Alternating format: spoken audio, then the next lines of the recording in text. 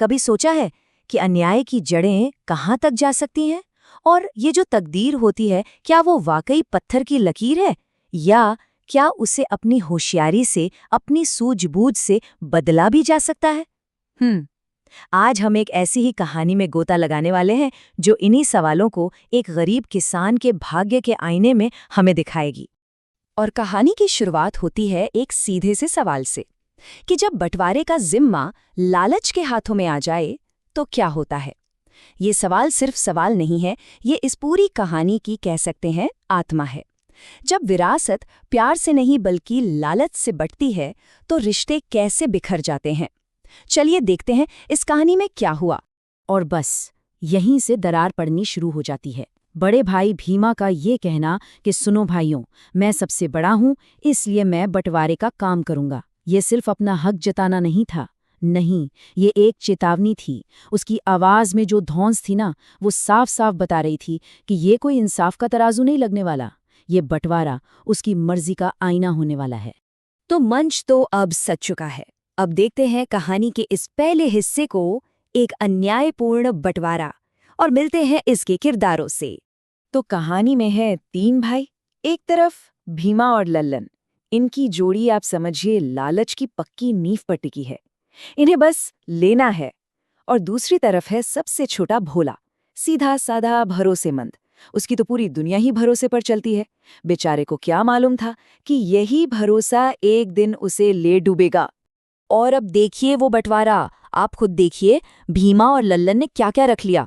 2 उपजाऊ खेत अपने पास, फल देने वाली डालियां अपने पास, घर के 4 कमरे वो भी अपने पास, और सारे नए चलने वाले सिक्के वो भी उनके। और भोला, भोला के हिस्से में क्या आया जरा सुनिए। खेत नहीं, खेत की मेड़, पेड़ नहीं, पेड़ की जड़, घर नहीं, घर की छत, और पैसे, पैसों के नाम पर 4 पुराने खोटे सिक्के जो किसी काम के नहीं थे। ये बंटवारा नहीं था, ये तो एक सोची समझी एक क्रूर मजाक था। धोखे की इस नींव पर जाहिर है भोला की दुनिया ढहनी ही थी। और अब शुरू होता है भोला का पतन। एक एक करके उसके पास जो कुछ भी थोड़ा बहुत था वो भी उससे छिनता चला गया, और वो धीरे धीरे गरीबी और निराशा के अंधेरे में डूबता चला गया। अरे, उन भाइयों की क्रूरता की तो कोई सीमा ही नहीं थी। बात यहीं नहीं रुकी। उन्होंने भोला और उसकी पत्नी पद्मा को अपने ही घर से, उसी घर से निकाल दिया जिस पर उसका भी हक था। अब सोचिए उनका आशियाना क्या था, एक छोटी सी टूटी फूटी सी कुटिया। अब इस हाल में उसकी पत्नी पद्मा का गुस्सा भी फूट पड़ा। उसने कहा, मेरी तो किस्मत ही खराब है जो तुमसे शादी की। तुमने उन्हें बड़े भैया कहकर सब कुछ लुटवा दिया, अब भुगतो। पद्मा के ये शब्द, ये सिर्फ गुस्सा नहीं था, ये टूटे हुए सपनों की एक चीख थी। उसकी बातें भोला के जख्मों पर नमक छिड़कने जैसी थीं। उसे बार बार याद दिला रही थीं कि उसने सिर्फ अपनी विरासत नहीं, अपना सम्मान भी गंवा दिया है। और जो थोड़ी बहुत बची खुची उम्मीद थी ना, वो भी तब टूट गई जब गांव के मुखिया ने भी कह दिया कि विरासत में जो 4 सिक्के मिले हैं वो पूरी तरह से बेकार हैं, खोटे हैं। बस उस एक पल में भोला पूरी तरह से टूट गया। सब कुछ खत्म हो गया था। उसे लगा जैसे किस्मत ने वाकई उसका साथ छोड़ दिया है। लेकिन कहते हैं ना कि रात सबसे ज्यादा अंधेरी सुबह होने से ठीक पहले होती है।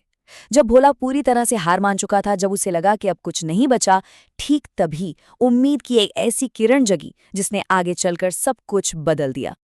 और वो उम्मीद की किरण कौन लेकर आया? गांव का मुखिया। उसने भोला से कहा, कल से तुम और तुम्हारी पत्नी मेरे खेतों पर काम करो, मैं तुम्हें दूसरे मजदूरों से ज्यादा मजदूरी दूंगा। अब सोचिए, मुखिया के ये शब्द, ये सिर्फ एक नौकरी का ऑफर नहीं थे, ये एक जीवन दान था।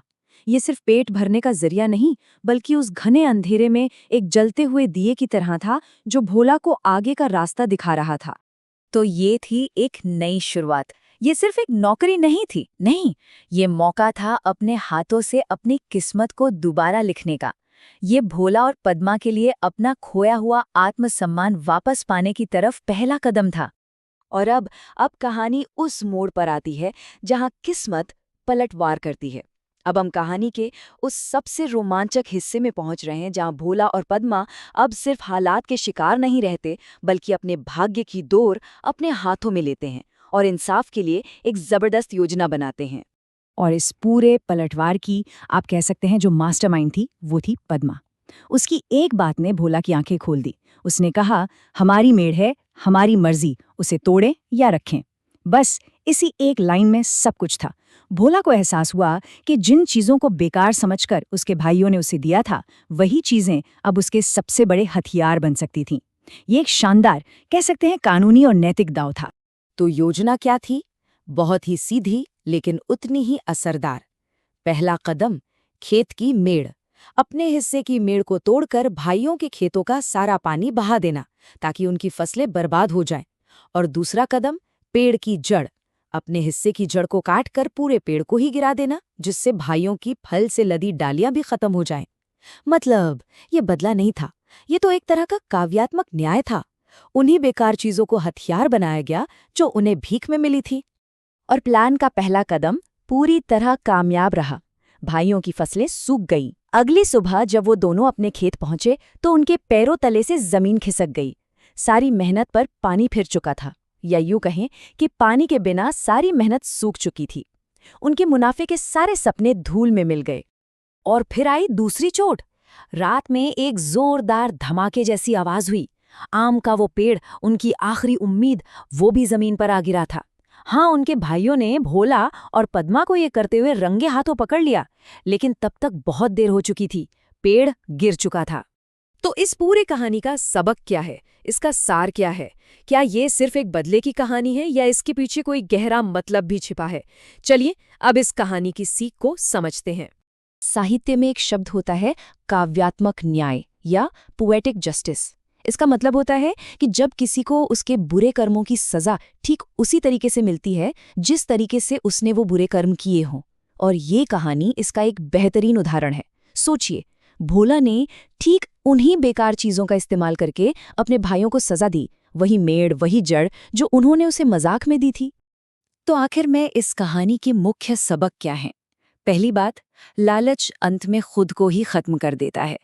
दूसरी, असली दौलत विरासत में मिली जमीन जायदाद नहीं, बल्कि अपनी सूझबूझ और बुद्धिमानी होती है। और शायद सबसे बड़ी सीख ये है कि अन्याय कभी-कभी इंसान के अंदर असाधारण चतुराई को जन्म दे सकता है। और हाँ, जिन चीजों को हम बेकार समझकर फेंक देते हैं ना, अक्सर सबसे ज्यादा ताकत उन्हीं में छिपी होती है। और अब आखिर में एक सवाल जो सोचने पर मजबूर करता है। क्या भोला का बदला लेना, या कहें कि उसका न्याय करने का तरीका उचित था? क्या अन्याय का जवाब ठीक उसी तरह के अन्याय से देना सही है? इस पर विचार जरूर कीजिएगा।